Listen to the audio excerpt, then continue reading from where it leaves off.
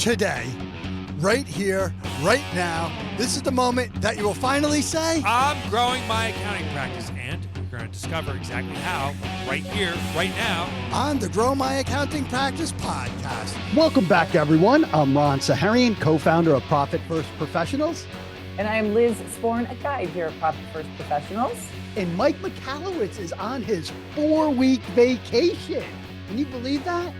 And guys, you're listening to GMAP, the show where we teach you step-by-step how to grow your accounting, bookkeeping practice, and coaching business. We're going to give you an action item that you can take right away. We have a trippy question that Liz is going to ask us. We have insider access, and we got a wonderful guest today. I'm very excited about our guest. Bernadette's going to be coming on shortly. Well, actually, she's here right now. But this is also a brand new format for you GMAP listeners. You get to see us live. Not live, sorry. You get to see us recorded for the first time. And of course, we're probably going to keep all the edits in. And thank you guys so much for listening. Don't forget to subscribe, like that button so you never miss an episode before. And also, thank you to Chris Burns at Your Cyber Team. They are our cybersecurity partners, experts. They are phenomenal. One of the things that I realized as running a global organization is that cyber is extremely important. Not only the technical side of it, but making sure that your cyber policies are in place. If your cyber policies aren't in place for your insurance, you're going to be in trouble. So reach out to your cyber team. Tell them Ron said hello. Excellent. Yeah, we love Chris. Yeah, he's coming to present to our mastery members in January, actually, and I'm very much looking forward to it. He always has good spooky stories and amazing reminders of what we need to do to protect ourselves. So yeah, that's the important stuff. And we've been having such a difficult time on previous formats with our podcasts. We've had to reschedule people. The technology, it's just been horrible. So Liz, thank you for making the decision to move us to Zoom. Yes. I think it's going to be great. I think it's great. I mean, we practically live on Zoom anyway. I know it works really well for us. I like to be able to see our amazing guests. And Ron, you can no longer torture me and make faces behind the back of the microphone. So it's a selfish thing I did. Well, not only that, some of the feedback, and guys, we love your feedback. Keep it coming. Keep it coming. Yep. A lot of it was like, these guys are a little too bro-ish. These guys are a little sophomoric. Well, yes, we are. And yes, and this will temper it down a little bit, but we're who we are. It is what it is, right? Yeah, we like to have fun. We do. Right. Was it Oscar Wilde? What did he say? Be yourself because everybody else is already taken. Something along those lines. Good one. Yep. It's true. Absolutely. Yeah. That's good. Yeah, no, I'm excited about this. I think it'll be fun, and it'll get us more up on YouTube. It'll still be audio on the way that I listen to it, which will be on my Fundubler over here, my phone. So it's just more access, and we get to, I'm excited. I love change. So bring it 25. Let's go. All right. So let's introduce our wonderful guest who is, I just, first of all, want to thank her for her flexibility in rescheduling. So this is the second time that we've been together and the first time that we get to see her. So I'm very excited to introduce Bernadette McClelland, who is a globally recognized leadership expert. And she's a conference speaker and an author of 6 books based on about sales and leadership, with 2 endorsed by Brian Tracy. She's emigrated from Australia to the United States and now focuses on disruptive leadership and courage, conviction, choice, and inspiring others through her resilience and expertise. She hails today from outside Denver, Colorado, and I'm so excited. Welcome, Bernadette. Thanks for being here. Oh, thanks so much, guys. I can feel the energy already just from all of this introduction. So, I'm kind of glad it got rescheduled. Me too. Right? Happy accidents and silver linings. That's how we play. Sliding doors. Exactly right. So, Bernadette, as I was, preparing for this, and before, we even invited you on, your background as a disruptor. Courage, all of that great stuff. Can you give us a little bit more information about what do you mean by that, and why you're choosing this path to help CEOs and other business owners? Yeah, good question. I should really pull out my school report to start with. That might explain the disruptor part, but in all I got one of them too. it's interesting. We all know the times that we're in right now, and we know that change is happening faster and faster and faster out there in the corporate world. Globally, I was just reading the latest DDI Global Leadership Report, where they're saying 12% of companies have confidence in their leadership bench. Which, I mean, so, we know from a sales perspective, and you guys, Only 12%. So what Yeah. you're saying, sorry to interrupt, you mean only the 12, employees, only 12% of 12%. companies have confidence in their leadership bench. And so what that effectively means, part of that is 40% of employees do not trust senior leadership. And so, that's from a leadership perspective, and you're looking at the fact, if I was to go down that rabbit hole, there's a lot of people lower down the ranks that potentially have got the capability, but perhaps are being overlooked because they, for whatever reason. And so there's potential sitting in businesses today. If leaders were able to perhaps be a little bit more open to different ideas, were able to adapt to change a little differently, then perhaps that might open up different doors. So that's that's one avenue. You guys would know from small business perspective that a number of businesses, if they haven't got systems set up, or bankruptcies happen, businesses fail. We know the statistics in the small business world as well. So where does this change kind of happen, and what has to shift? And so from a small business perspective, I can definitely share some ideas there, because I've come from corporate. I've owned a retail outlet, which then grew to us acquiring one of our national wholesalers Wow. in Australia, which then we expanded again and started importing products from China. So from that whole bricks and mortar, small business, family, having staff now, the E-Myth. Yeah, Yes. there you go.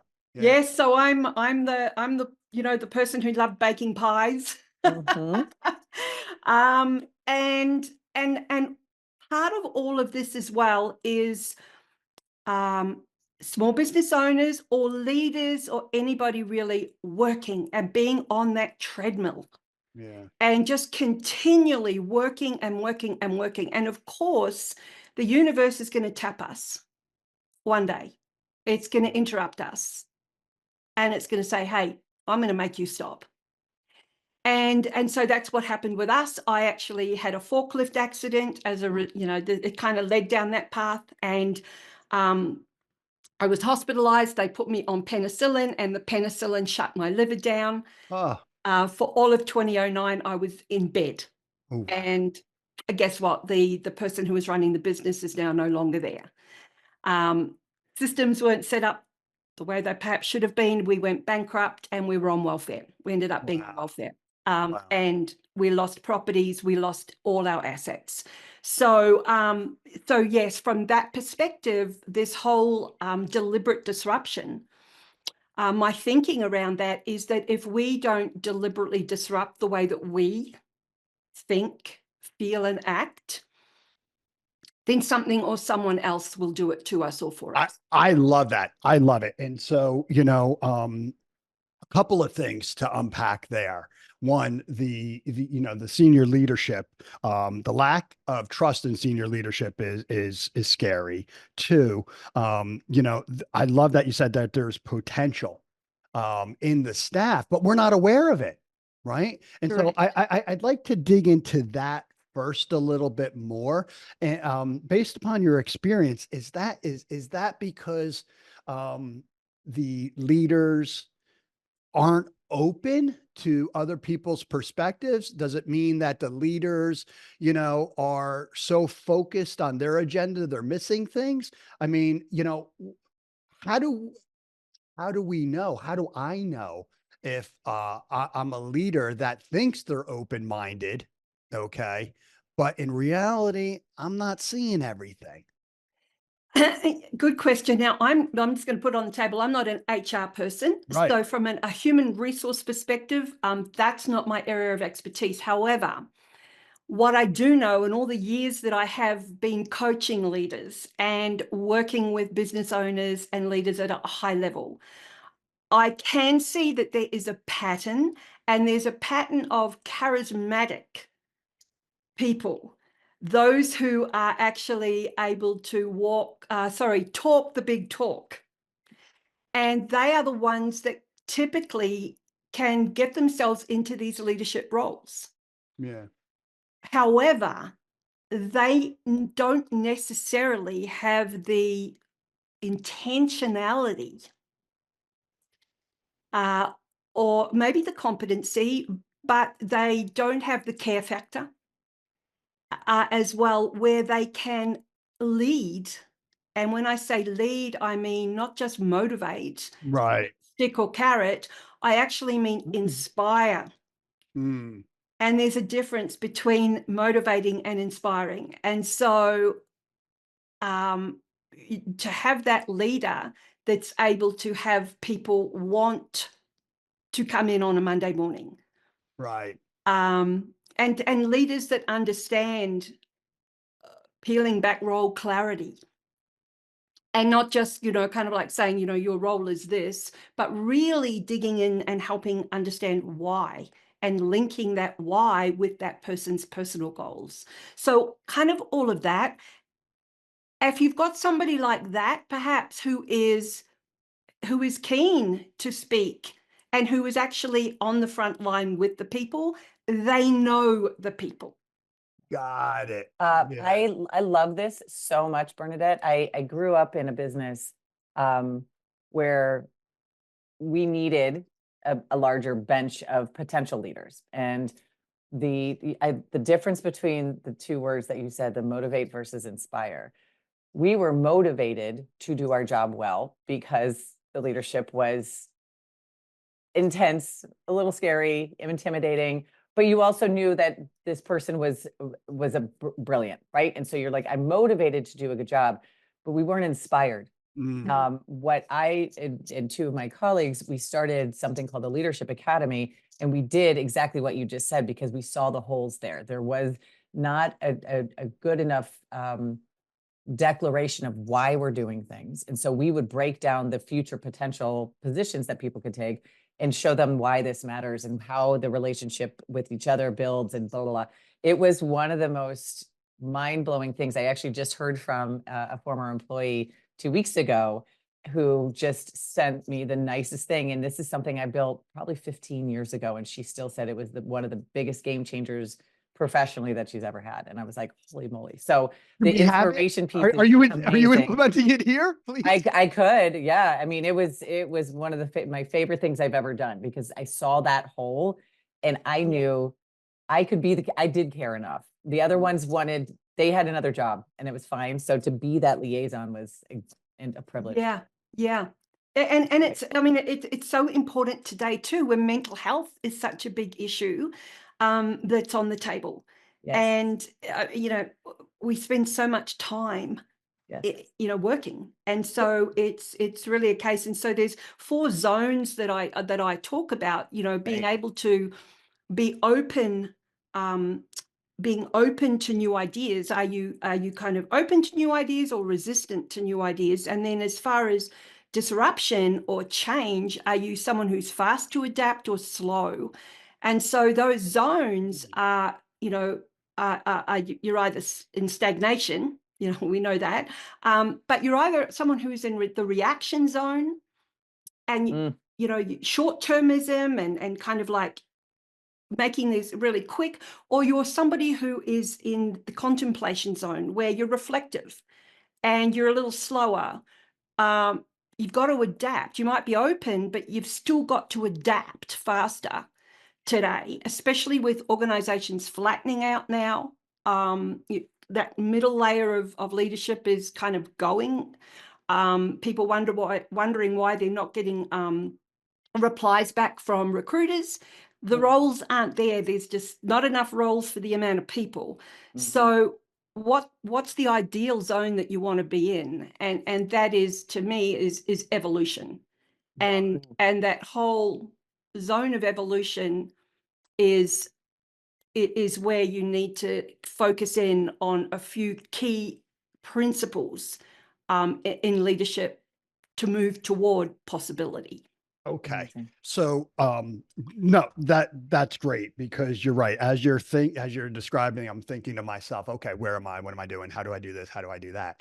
But one of the things that you spoke about when during your introduction was the troubles, the hardship that you fell upon. You either can choose disruption or wait for it to happen, Yeah, right? that's great. I have my own ideas about proactive disruption. That's kind of what you're talking about, correct? Is it? And how would in your view, how would an organization go about disrupting what they've got going on purposefully? So from an organization perspective, I mean, the organization is the people. And when you peel back the people, in a lot of cases, what's missing is clarity. And you bring the clarity back, and this is where I've worked with a lot of leaders, is in that clarity space, is getting very clear on what the role clarity is. So you can have a leader who has a team of salespeople, and those salespeople have a target, as the leader has a target, as the business has a target. And so bringing it down to the smallest denominator, which is the salespeople. What is the role? What is the purpose of that role? And it's not the job description. Right. And if you were to ask each individual salesperson, you're going to come up with a totally different answer. And if you ask the sales leader, he or she is going to give a totally different answer. And so really nobody's singing from the same hymn book. So there's no clarity. So when everybody walks out of that room aligned and they understand the purpose, then the activities align with the purpose. And then the KPIs align to the activities. Yeah. And then everyone's in agreement. It's It kind makes of like values. Yeah, it makes sense. It's giving them the because, right? The why, and making sure there's alignment and communication. One of the things, like Mike wrote a book, kind of about clockwork, about systems, processes, and things like that. And one of the things that we purposefully do here, a little insider access, is to stress the organization for one complete sales cycle. For us, a complete sales cycle is a month, basically. And so Mike's on his 4-week vacation, right? That's what I mentioned right now. Well, why that is there is because it's a stress test. It's a stress test. And I don't recommend the CEO, or anybody taking a 4-week consecutive vacation digital disconnect if you haven't done it before. But it's certainly a way to stress the systems, stress the thing. The cream rises to the top, right? You'll see who's going to lead, who's going to not do it. And it's such an uncomfortable position to be in. And any other tips or anything how you could go about something like that? Well, it's like anything. It's like anything. It's like a decision's made or an event happens, such as what you're going through, and you can take the path less traveled, which is what you're on, which is deliberate disruption. Like at the moment, you guys are you're deliberately disrupting the way you're doing things. It's a stress test. Yeah. Or you can take the path of least resistance. And the path of least resistance is the default path for many of us. The easy button. Yeah, but that can splinter. And so the path of least resistance is where we can either pause or procrastinate. Pausing is healthy. Procrastinate is where it can splinter. And if we procrastinate that little bit too long, we end up on the path of despair. And that path of despair is where we feel that we have no choice. And that is where stress kicks in and that hamster wheel speeds up. And so that is all part of, you know, us being able to be aware of our thoughts and the way we feel and the way that we act, because our thoughts, we can be like addicts. You know, we get addicted to our thoughts, and it's like giving up smoking, or it's like anything, you know, we got to quit those thoughts. But how do you do that? Right. So that's where it's a deliberate decision. Do you see people trying to do this and then quit too early on this stuff because it is difficult, because it is, you know, a change? That's why it's the zone of evolution. Right. Yeah. We have to continually be working on ourselves. We have to be. Yeah, you know, I give a talk occasionally, and it's about, you know, change, but also with regards to change, we have to strengthen our mental fortitude to get through that learning curve. And that learning curve is the mind refiring, the synapses reconnecting, and that uncomfortableness is actually us moving forward. But it is difficult. It is painful with some regards. And so I love all of this, but you know, what I want to echo is anytime somebody's trying something new, make sure that you understand that you have to strengthen your mental fortitude to get through that suckiness, right? To get through it so that you have achieved, and then you're like, wow, it wasn't that bad to begin with. You know, what I say is, and there's a great book, if your viewers or your listeners want to read, it's a bit of a heavy read, maybe not, but the concept behind it is really great. A guy called Nasib Nicholas Taleb. Okay. Yes. Wrote the book Anti-Fragile. We read it as a book club. Right. There it you is go. a heavy read. You are no joke. It is a heavy read, but it was brilliant. Exactly. And so I've kind of reframed it for simplicity's sake. Thank you.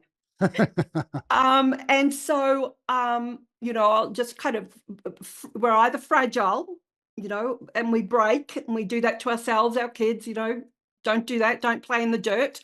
And we think that the opposite of that is resilience and fortitude, but it's not. The opposite is anti-fragile, as we know, which is like the human body, the skeleton needs weight-bearing exercise in order, you know, to get stronger. Otherwise we atrophy, our muscles and bones atrophy. So we need these black swan moments. We need these, you know, our traumas or whatever it may be, for us to build and grow. So I've reframed that to a simplistic, kind of like strategic evolution type part. And so I look at it in three sections, but I'll say, embrace your past. Okay. So with us, with our bankruptcy, it's a case of embrace the fears and failures of your past. What is. You can't change what is. Have a cry, you know, have a tantrum, whatever, but what is. It's isness. So embrace the fears and the failures of the past. Embrace the present. So embrace the feedback and embrace the flow and the flexibility that you have in the present. Wow. I like that. So just embrace what's happening today. Because you kind of, you have choices. If you're embracing it, you have choices. Absolutely. Absolutely. And then embrace faith and foresight for the future. Wow. And what I mean by that, and that is not a religious angle to the word faith, that is a deep inner knowing that it will be okay. Right. Oh man, I love that. And that's what we did after the bankruptcy. We just had this deep inner knowing that whatever happened, we just kept moving forward and it would be okay.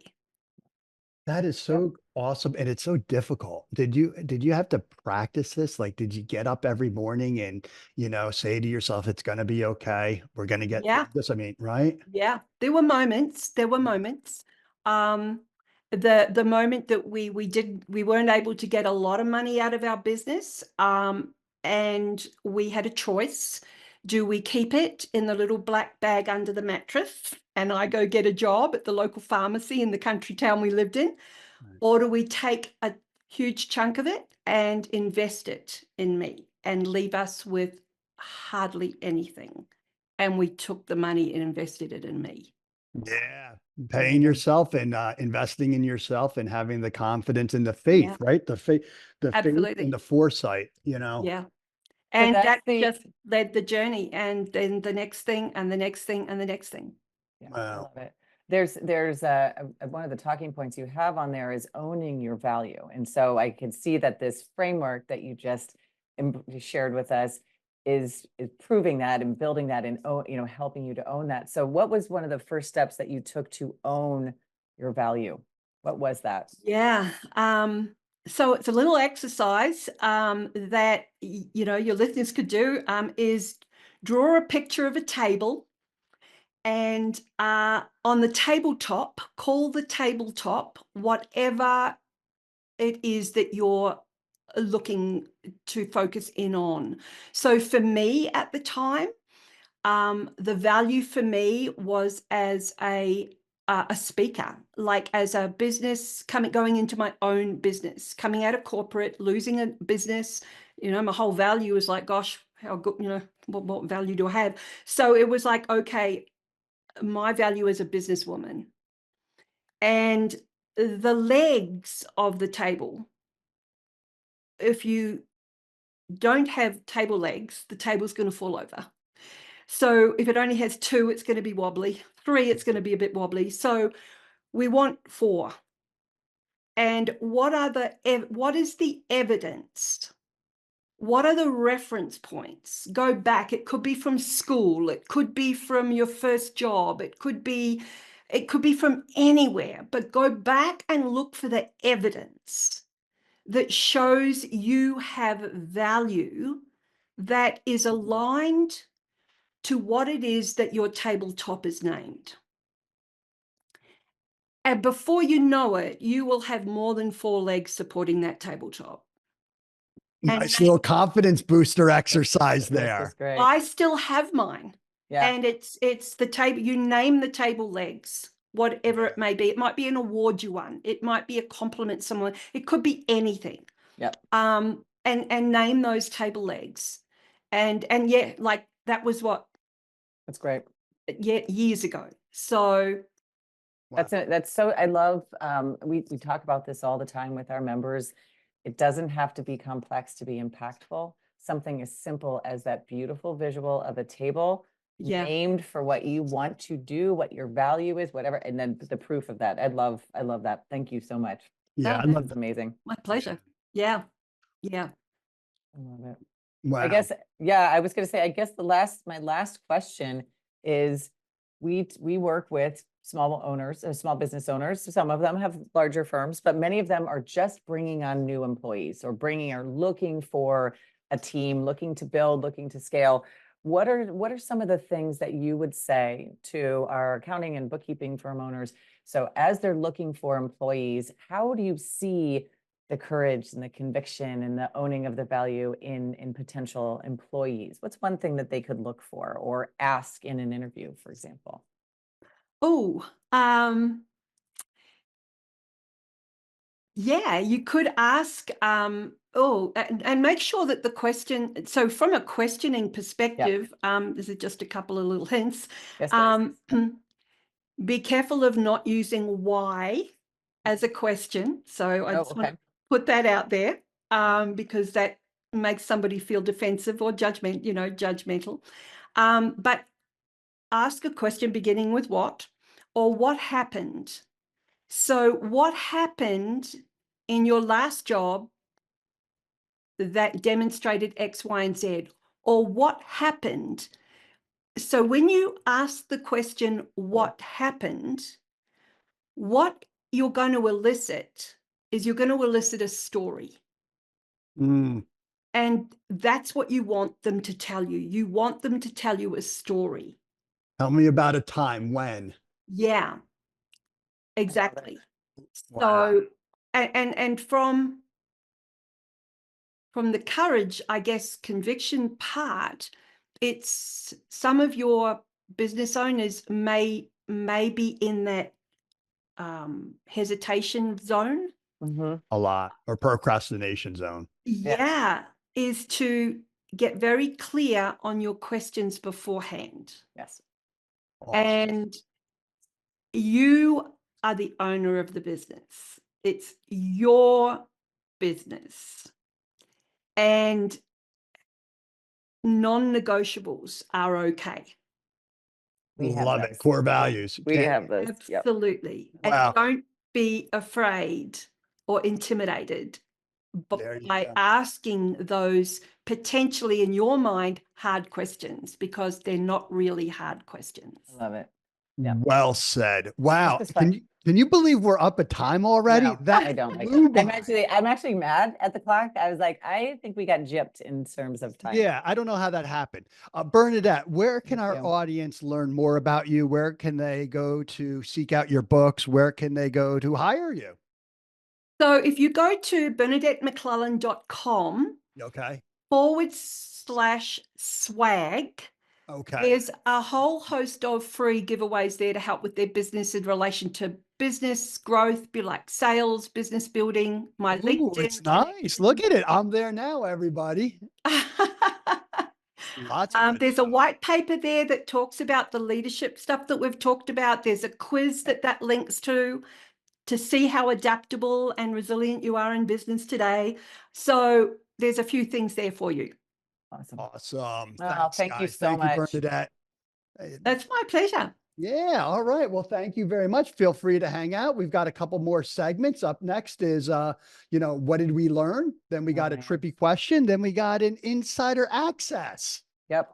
So, Liz, I'll start off with you. What did you learn today? Oh my goodness. Well, I things. I love the idea of just the two simple things to keep in mind and to look for in leaders and look for in yourself. It's open to new ideas and adapting to change. Knowing that is going to happen in that line of it will happen to you or you can do it yourself, right? One of those two things.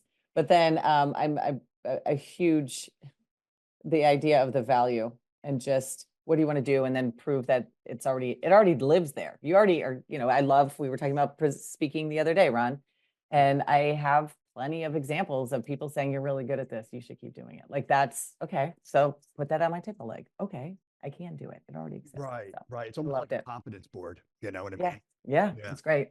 No. What I learned a lot. Well, a couple of things. One, it's opportunity for leaders to know that they're not necessarily trusted and to actually lean into that and then start to correct that.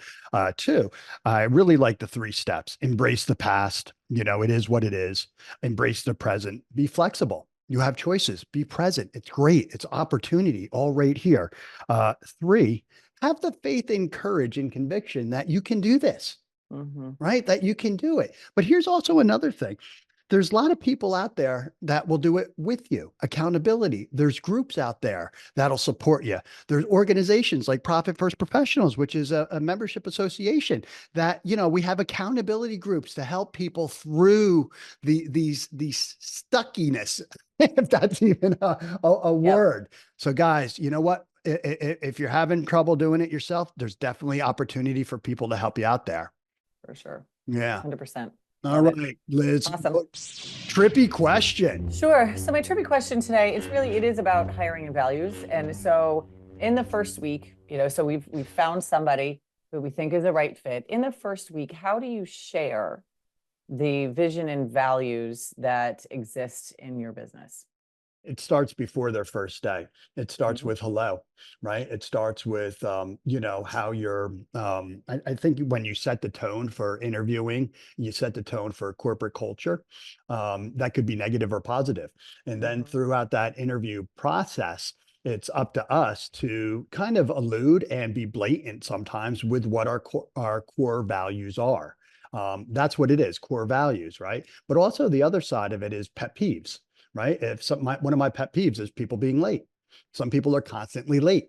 Doesn't mean, habitually late, and they've worked all their lives to be on time, but they just can't figure it out. It doesn't mean necessarily that they're a bad person. It just means that we might have a difficult time working with each other. So in addition to core values, I like to ask people to make sure that, you're aware of your pet peeves and make sure that others don't necessarily, That we're aware of your pet peeves. yeah, well, that, So but we can also, manage up, like seriously, so we can manage up as employees. Like, I know this drives Ron crazy, so why would I even want to poke the bear on this one? yeah, Just be honest. but then again, the flip side of that is, if you have during behavioral interviewing questioning, which is Mhm. what Bernadette was talking about, I like to ascertain whether that's a big deal to somebody or not, right? Right. If they don't think it's a big deal being late, then, it's going to be tough. I know what you're saying. The reality of my world is a little different. Not everybody's able to course correct on something Mm-hmm. like being late. Mm-hmm. Mm-hmm. Yeah. All right. Excellent. Thank you. All Awesome. right. Insider access, Ronald. All right. Insider access. This is something that we're doing here that you can do in your organization right now. And that is kick the leader out for 4 weeks. Okay. And so, one of the things is we really need to stress our organizations. It's the only way where we can say, see where predictable and determined to break things in order to fix them before they break when it counts. So, start off with a 2-week vacation, right? Then go to 3, then go to 4. And when you go to a 4-week vacation, it's a little difficult turning off all your technology, but it is one of the best things that you can do for your organization. Awesome. All right. Thank All you. right, everybody. That's it. One of our first shows on Zoom. Thank you, Bernadette. Thank you, listeners. Don't forget to subscribe, to Grow My Accounting Practice podcast. And what else do they need to do, Liz?